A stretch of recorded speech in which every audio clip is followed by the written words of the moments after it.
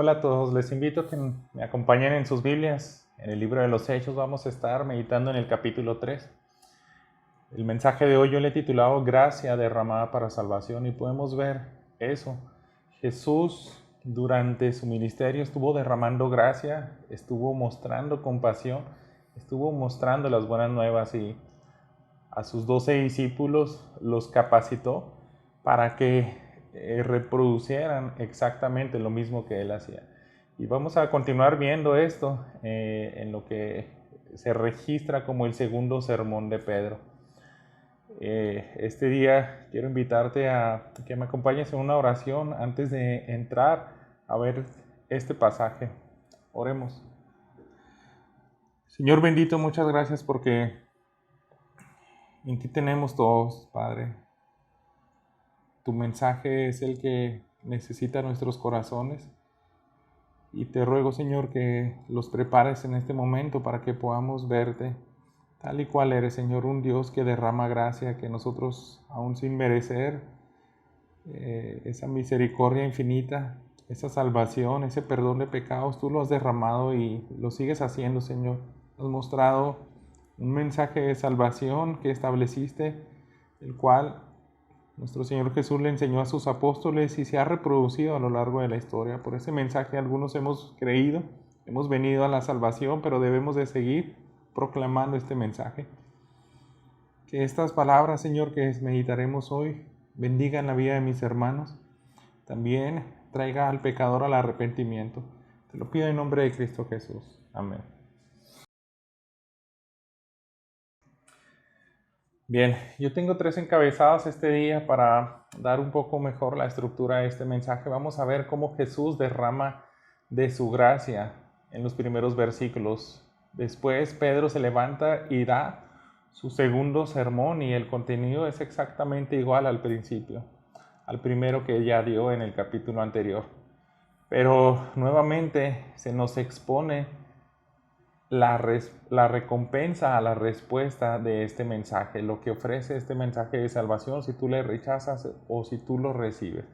Entonces yo quiero que me sigas con tu vista, vamos a ir viendo poco a poco grandes verdades en estos versículos. Y acompáñame en el versículo 1, dice así: Pedro y Juan subían juntos al templo a la hora novena, la de la oración. Y era traído un hombre cojo de nacimiento, a quien ponían cada día a la puerta del templo, que se llama La Hermosa, para que pidiera limosna de los que entraban en el templo. Cuando vio a Pedro y a Juan que iban a entrar en el templo, les rogaba que le dieran limosna. Pero con Juan, fijando en él los ojos, le dijo: míranos. Entonces él les estuvo atento, esperando recibir de ellos algo. Lo primero que vemos aquí, hermanos, es que el mensaje nos muestra 3 personajes principales. Mayormente pues se puede enfocar en Pedro y este hombre cojo que recibe la gracia de Dios. Hasta este momento, hermanos, no se ha mencionado para nada a Jesús. Es un día común y corriente. Yo quiero que tengas en mente que en esta escena no hay nada relevante en cuanto a la fe de este hombre. Por eso yo quise titularle a este sermón Gracia derramada para salvación. El favor de Dios vino a este hombre y, como acabamos de ver, él nunca les pide algo fuera de lo común, de lo que ya hacía todos los días. Para él era un día cualquiera en el cual extendía su mano, en el cual levantaba la voz para pedir misericordia y compasión. Entonces se acerca Pedro y Juan, porque aquí nos hablan, ¿no? Llegaron a la hora novena, habían 3 periodos de oración que se acostumbraba a orar en el templo. Entonces, como contaban los judíos, el horario, la hora novena era para nosotros cerca de las 3 de la tarde.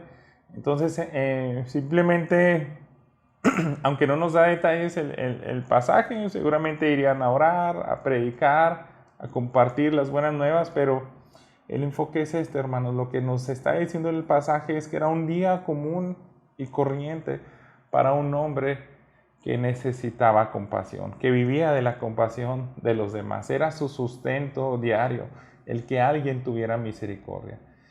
Y como pueden ver, para nada se menciona a Jesús. Jesús ya se había muerto. Jesús ya, para algunas personas, si este hombre lo llegó a conocer algún día o no, pero simplemente pedía a las personas que entraban al templo. Ve a dos hombres, a Pedro y Juan, y clama por misericordia, les pide misericordia. Entonces, lo que vemos aquí es que en ese día tan ordinario para esta persona ocurre algo extraordinario. Fíjense cómo dice el versículo 6. Mas Pedro dijo a la respuesta de este hombre: no tengo plata ni oro, pero lo que tengo te doy. En el nombre de Jesucristo de Nazaret, levántate y anda. Y tomándole por la mano derecha le levantó, y al momento se le afirmaron los pies y tobillos. Entonces podemos ver que fue para él un día que cambió el resto de su vida. Un día común y corriente se convierte en un día extraordinario. Y nosotros aquí podemos percibir que Pedro aclara muy bien lo que no tiene. Él le pide limosna, pero le dice: ¿sabes qué? No tengo oro ni plata. No tengo bienes materiales con que bendecirte. Si te pudiera bendecir con algo, pues va a ser temporal. Pero él está, una vez que él aclara lo que no tiene, ahora sí hace énfasis en lo que sí tiene. Lo que yo te voy a dar en este momento es la gracia de Dios, porque yo la recibí. Yo no puedo dar algo que no tengo si no recibí la gracia de Dios. También, hermanos, acuérdense, acaba de pasar el derramamiento del Espíritu Santo y Él también tiene eso. El Espíritu Santo tiene además la autoridad de Jesús porque fue enviado en la gran comisión. Él ya estaba llamado a tener compasión por los demás y también autoridad con los primeros apóstoles para hacer señales y prodigios y establecer este nuevo pacto, el mensaje de salvación, acompañado de milagros como fue este. Darle una sanidad completa a un paralítico que, como podemos ver más adelante en el siguiente capítulo, en Hechos 4:22, nos dice la edad de ese hombre. Aquel hombre en quien se había hecho este milagro de sanidad tenía más de 40 años. Entonces, más de 40 años y desde nacimiento sin poder caminar. Ahora, en un instante, en un momento, él recibe esa sanidad y completa restauración a sus piernas. Aquí estamos viendo el obrar de nuestro Señor Jesús. Lo mismo que Él hizo en vida en su ministerio, ahora lo continúa haciendo a través de sus apóstoles. Pedro y Juan están mostrando el mismo modelo de Jesús, ver al necesitado, mostrar compasión de Él. Y lo más importante que vamos a estar viendo en este pasaje no es solamente que Él recibe la sanidad, sino que Él está presente en el mensaje de salvación que va a responder más adelante. Nosotros aquí vemos que Dios es glorificado. Dios es exaltado primeramente por este hombre. Nosotros, si vemos en el Salmo 113, encontramos unas palabras del salmista que yo creo que describen exactamente lo que estaba pasando en el corazón de este cojo de nacimiento. Los versículos 5 al 8 dicen: ¿quién como Jehová nuestro Dios, que se sienta en las alturas, que se humilla a mirar en el cielo y en la tierra? Él levanta del polvo al pobre y al menesteroso alza del muladar para hacerlo sentar con los príncipes de su pueblo. Y es exactamente lo que pasa aquí, hermanos. Dios desde el cielo elige a este hombre y a través de su Espíritu Santo dirige a sus apóstoles y les dice: van a sanar a este hombre, no más días de invalidez. Hoy mismo derramo la gracia sobre este cojo de nacimiento. Y así pasó. Él recibe compasión y lo más importante es que él glorifica a Dios. Estamos viendo que él, yo creo, desborda en alegría. Él está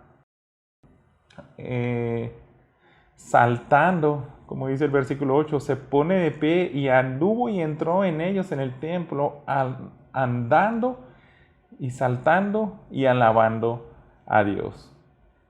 Entonces, esa es la reacción de este hombre que recibe la gracia de Dios.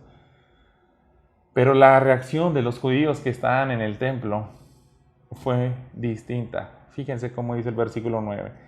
Todo el pueblo le vio andar y alabar a Dios. Ellos están observando.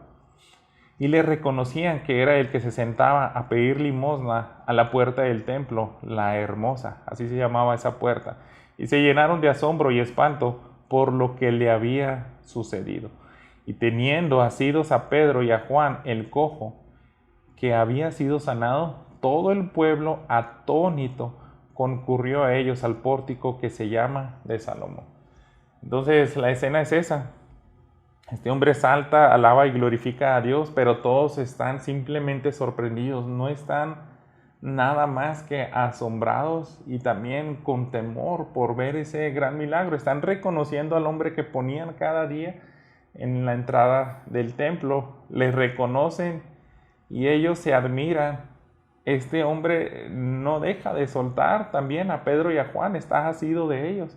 Entonces ahora se coloca en el centro, en el lugar del pórtico de Salomón. Era un lugar muy grande en el cual cabían muchas personas. Entonces ahora acuden a ver este milagro todos. La reacción de ellos en este momento es solamente de asombro.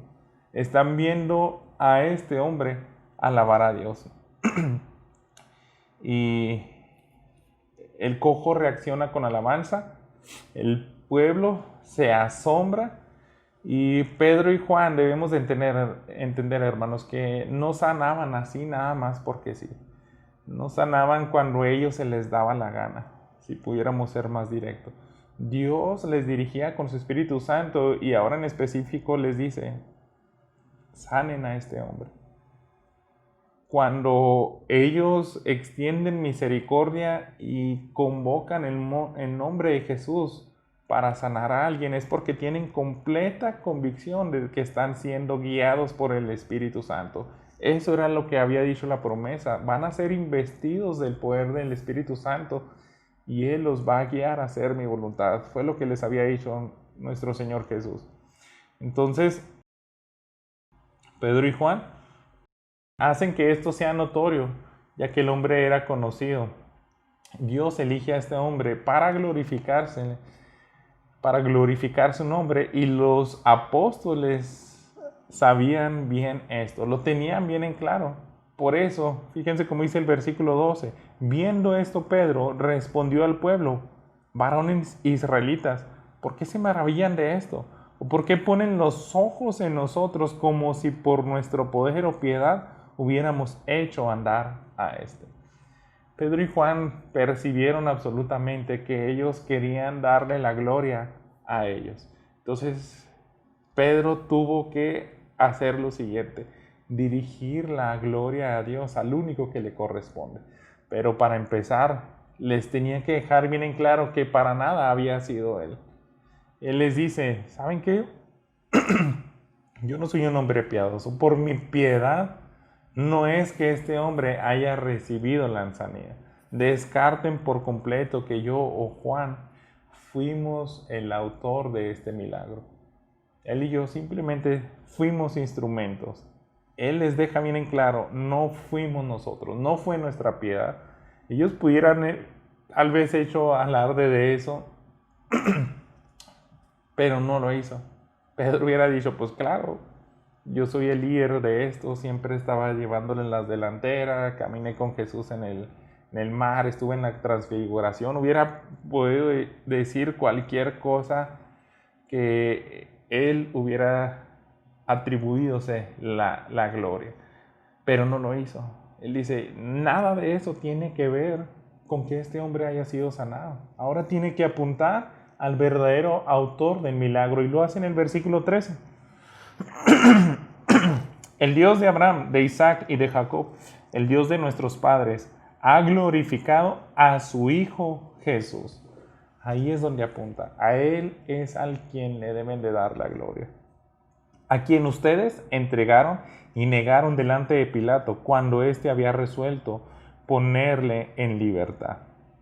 Mas ustedes negaron al santo y al justo y pidieron que se les diera un homicida. Mataron al autor de la vida, a quien Dios ha resucitado de los muertos, de lo cual nosotros somos testigos. Y por la fe en su nombre, en el nombre de Jesús, a este que ustedes ven y conocen, le ha confirmado su nombre. Y la fe que es por él ha dado a este esta completa sanidad en presencia de todos vosotros. Les explica quién es esa persona, el autor del milagro. Es el autor de la vida. Por él nosotros subsistimos. Él es el que dio vida al hombre. Él es el dueño de la vida. Y no nada más les dice quién es, sino qué hicieron ustedes con el autor de la vida. Le mataron. Él tiene que persuadir y traerles más que nada a la memoria todo lo que vimos en el capítulo 23 de Lucas, lo que está redactado de manera rápida aquí. Ustedes le llevaron delante de las autoridades romanas y le exigieron que le crucificara. Yo creo que Pedro hace un esfuerzo para que ellos recordaran y tuvieran todavía de manera vívida lo que ellos estaban gritando delante de Herodes. Para ser más exacto, déjenme ver, delante de Pilato. Pilato le decía, yo lo hallo inocente, trata de liberarle por 3 ocasiones. También le pasa delante de Herodes, y Herodes también le hace ver que él es una persona inocente. En el versículo 21, ellos gritaban, crucifícale, crucifícale. Entonces, yo creo que Pedro fue muy directo, fue muy contundente y tuvo que confrontarles con ese pecado. Al autor de la vida, ustedes le odiaron, le escarnecieron y pidieron a gritos su muerte. Ese mismo hombre es el que sanó a este cojo de nacimiento. El contenido del sermón, hermanos, que nosotros vemos aquí, la estructura del capítulo 3 de este sermón, es exactamente la misma que acaba de predicar en el capítulo anterior. Él está hablando del varón justo, un hombre que muere, que resucita y que es exaltado. Es glorificado por el Padre en específico. Yo creo que aquí lo está haciendo en el versículo 13. El Dios de Abraham, de Isaac y de Jacob, el Dios de nuestros padres, ha glorificado a su Hijo Jesús. Le glorifica porque asciende al cielo. Le glorifica porque siempre le aprobó. Y lo sigue glorificando porque ahora está siguiendo haciendo milagros a través de su nombre. Está delante de todos mostrándoles que tiene poder, que derrama gracia y compasión. También en el versículo 16 está apuntando hacia lo mismo. Por la fe en su nombre, que ustedes ven y conocen, le ha confirmado su nombre. Y la fe que es por él ha dado a esta completa sanidad en presencia de todos ustedes. También la fe por la cual este hombre recibió sanidad no fue porque el paralítico, el cojo de nacimiento, ejerció fe pidiéndoles, denme la sanidad. Esa fe no fue la de este hombre, ni siquiera fue la fe de Pedro y Juan, aunque ellos sí depositaron la fe en el nombre de Cristo Jesús, pero la fe misma proviene de Jesús. La fe se tiene que depositar en Él y todo es para glorificar al Padre. Ahora están confirmando y repitiendo exactamente lo mismo, el mismo patrón. Un varón justo muere, resucita, el Padre lo exalta. ¿Y para qué es? Para hacerles ver que ellos son pecadores. El propósito de este mensaje, yo creo que fue algo que les hizo sentir miserables.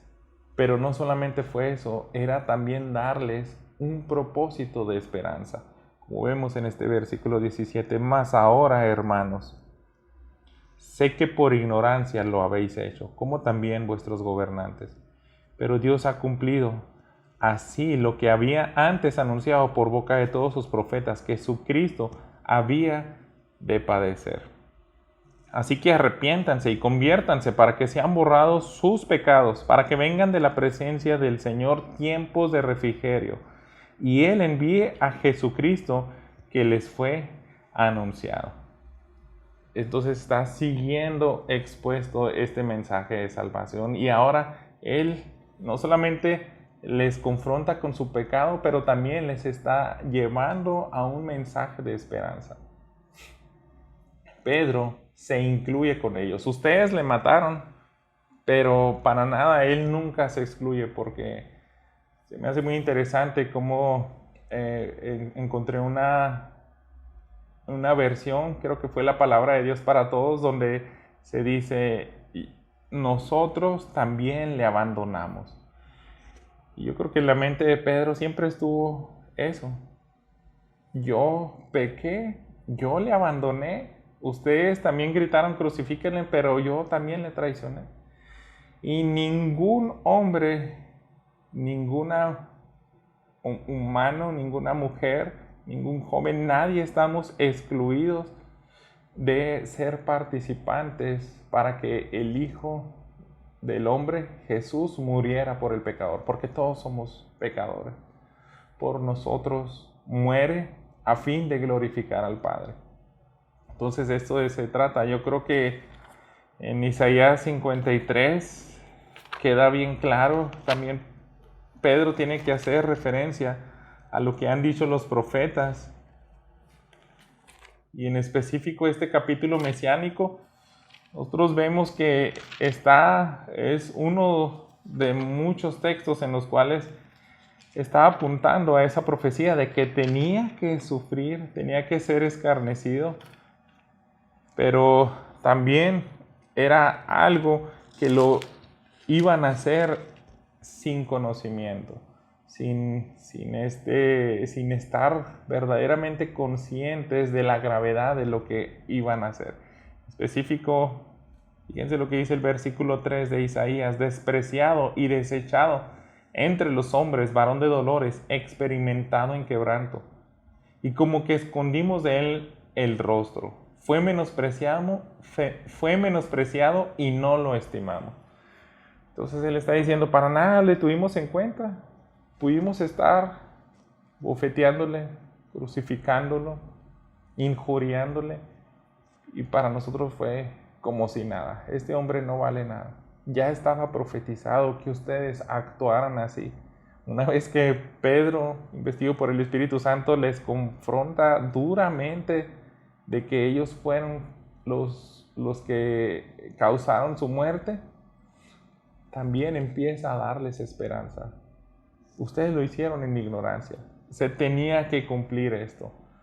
Pero, sin embargo, se les tiene que invitar a reaccionar y a arrepentirse para el perdón de los pecados. Aunque eso ya estaba predeterminado, ustedes tienen que pedir perdón, porque ustedes de manera voluntaria rechazaron al Salvador.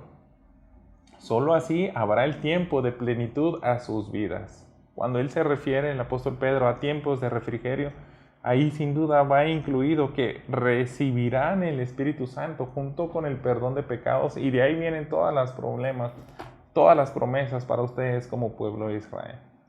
Ahora sí, serán limpiados de sus ídolos, escribirá en sus corazones la ley del Señor y podrán amarle de manera natural. Ustedes podrán ser partícipes de todas las bendiciones del nuevo pacto. Y la oferta sigue abierta, hermanos. La puerta es Jesús. Quiero que veamos el último punto: recompensas a las respuestas del mensaje de salvación. Si esa puerta sigue abierta y el Salvador es Jesús, Tenemos que darle una respuesta a ese Salvador. El versículo 21 dice, a quien de cierto es necesario que el cielo reciba hasta los tiempos de la restauración de todas las cosas, de que habló Dios por boca de sus santos profetas que han sido desde tiempos antiguos. Porque Moisés dijo a los padres, el Señor vuestro Dios os levantará profeta de entre sus hermanos, como a mí. A él oiréis en todas las cosas que os hable. Y toda alma que no oiga a aquel profeta será desarraigada del pueblo. Primero vemos la sentencia negativa a quien rechace este mensaje de salvación. Dios sigue hablando, lo sigue haciendo como lo describe Hebreos capítulo 1. Dice así los primeros 2 versículos. Dios, habiendo hablado muchas veces y de muchas maneras en otro tiempo a los padres por los profetas, en estos postreros días nos ha hablado por el Hijo, a quien constituyó heredero de todo y por quien asimismo hizo el universo. Entonces el apóstol Pedro tiene que hacer la referencia igual al autor de la carta de Hebreos. Ya nos ha hablado Dios por los profetas, pero ahora Jesucristo es el que viene y nos habla exhortándonos, llamando al arrepentimiento. Es en ese nombre en el que estamos compartiendo las buenas nuevas. Yo quiero que vayamos a ver el contexto de Deuteronomio capítulo 18, que es de donde Pedro toma estas palabras que había dicho Moisés, que les levantaría a un profeta entre ellos y a él oirá. Se me hace muy sorprendente cómo viene la descripción aquí. No fue nada grata como nos describe Deuteronomio. Es algo que ellos piden a Moisés que sea él el portavoz para darle respuesta a Dios del diálogo que estaba intentando tener con ellos. Ellos se espantan. Si nosotros pudiéramos ver algunos versículos antes, desde el 15, profeta de en medio de ti, de tus hermanos, como yo, te levantará Jehová, tu Dios. Y el 16, conforme a todo lo que pediste a Jehová, tu Dios, en Horeb, el día de la asamblea, diciendo, no vuelva yo a oír la voz de Jehová mi Dios, ni vea yo más este gran fuego para que no muera. Entonces ellos decían, es terrible estar dialogando con Dios. Es algo en lo cual ellos terminaban espantados y decían, si continuamos este diálogo o tratar de tener esta plática en lo cual Él nos está reprendiendo, no vamos a sobrevivir. Entonces debe haber un mediador. Y me gusta mucho también cómo dice el versículo 19, mas a cualquiera que no oyere mis palabras, que él hablare en mi nombre, yo le pediré cuenta. Está hablando de manera directa Dios a su pueblo Israel. Tengo a mi siervo Moisés, si ustedes les desobedecen, yo les voy a traer a cuentas personalmente. Ustedes no quieren hablar conmigo, me están pidiendo Moisés, está bien, pero si le desobedeces a él, ahora sí no va a haber mediador. Ahora te la vas a ver conmigo. Vamos a tratar directamente tú y yo de toda esa desobediencia por desechar la palabra de mi siervo. Ese es el contexto, hermanos, que está diciendo Pedro a esta audiencia. Él levantó a Jesús porque ya Moisés mismo les había dicho, voy a levantar a alguien como él, un profeta, y le tienen que escuchar, porque si no, dice la Biblia a las Américas en este versículo específico de Hechos, será completamente destruido, será totalmente destruido si rechazan ese mensaje de salvación. Pero también, hermanos, explica qué pasa si se humillan y no rechazan este mensaje de salvación. Dice el versículo 24, volviendo a Hechos. Y todos los profetas desde Samuel en adelante, cuantos han hablado también han anunciado estos días. Vosotros sois los hijos de los profetas y del pacto que Dios hizo con nuestros padres, diciendo a Abraham, en tu simiente serán benditas todas las familias de la tierra. A vosotros primeramente Dios, habiendo levantado a su Hijo, lo envió para que los bendijese, a fin de que cada uno se convierta de su maldad. Y aquí viene la respuesta, la recompensa que da esperanza a aquel que atienda al arrepentimiento de este mensaje de salvación. La promesa, si no rechazan la oferta, es la bendición de que va a cambiar sus corazones, de que van a recibir el perdón de pecados, de que va a haber una llenura del Espíritu Santo, porque también es una promesa para los judíos, para cualquiera que atienda este mensaje de salvación. Entonces es lo que está diciendo, ya les había dicho anteriormente, vendrán tiempos de refrigerio, pero también les está recordando, en su simiente serán benditas todas las familias de la tierra. Van a recibir la bendición, el favor de Dios, todo su amor, su gracia, si se arrepienten. Son cosas indescriptibles, tener paz que sobrepasa todo entendimiento, tener fe y esperanza en medio de la muerte, tener confianza en medio de la falta de alimento, tener seguridad de que nuestros pecados son perdonados y que no estamos más enemistados con el Padre, que ahora podemos ir tranquilos a la muerte porque tendremos un abogado, Jesucristo, que va a interceder por nosotros y no iremos a la muerte segunda, a la muerte eterna, iremos a la vida eterna. Son promesas que no tienen valor. El ser librado de la esclavitud del pecado y reconciliados con Dios. Es lo que dice, lo envió para que los bendijese. Para eso vino Jesús. Él derramó su gracia exactamente como acaban de ver ustedes con este hombre paralítico. Él derrama su gracia para hacerlos reaccionar. Eso llamó la atención para que todos acudieran al pórtico de Salomón, me escucharan este mensaje donde les confronto con su pecado, donde se espera que vengan arrepentidos, porque así es como van a ser reconciliados con el Padre. Ustedes están viendo esto, gracia derramada para salvación. Él hizo esto tan notorio, en lo cual hubo una respuesta increíble. Increíble en los dos aspectos, aunque será lo que veamos la próxima semana, Dios mediante. Quiero que veas los primeros 4 versículos del siguiente capítulo. Pero cierto hombre llamado, en el 4, hablando ellos al pueblo, vinieron sobre ellos los sacerdotes con el jefe de la guardia del templo y los saduceos, resentidos de que hablaran al pueblo y anunciaran en Jesús la resurrección de entre los muertos. Les echaron mano, los pusieron en la cárcel hasta el día siguiente porque era ya tarde. Fue una reacción totalmente negativa. Seguían con su corazón duro, no se querían someter a Jesús. Y Dios personalmente va a tener que rendir cuentas con cada uno de ellos. Pero este mensaje es para que no te unas a esa lista, sino a la siguiente. Dice el versículo 4, pero muchos de los que habían oído la palabra creyeron, y el número de los varones era como 5,000. Hubo nuevamente una gran cosecha de almas, nuevamente muchos que procedieron al arrepentimiento. Dios envía exactamente a ti, a tu vida, este mensaje para esperar una respuesta y que sea de arrepentimiento.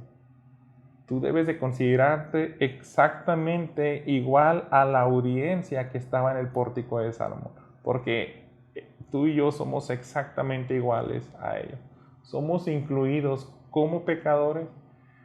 El apóstol Pablo en los primeros capítulos de Romanos se encarga de dejar bien en claro esto. Nadie puede ser exentado de que estamos bajo la ira del Padre. Por cuando todos pecamos, estamos destituidos de su gloria.